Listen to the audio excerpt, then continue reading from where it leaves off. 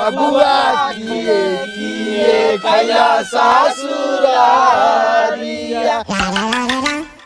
ए माया काय मारता तू हमरा सार के रे? तोरा सार के चाल हमरा लार खानी तो हौ। करे सरवा तू इतना रात की जगह कदर बांचो तू नया नया देखा तेरे का ये तो हमार रोज के काम बा। हम बहिनिया गुह बा सुंदर नु बा विदाई के समय में पूरा गांव के छवारी सन रोवत रहलै ह। का है पूरा गांव के माल वाला हुआ का? जोन साले हमरा मेहरारू के खेलकरिया रोड कह देलन ओकरा के हम अपन हग्गल गार सुंघा देम। बाबूजी बाबू दोस्तों फाइनली इंतज़ार हुआ ख़त्म।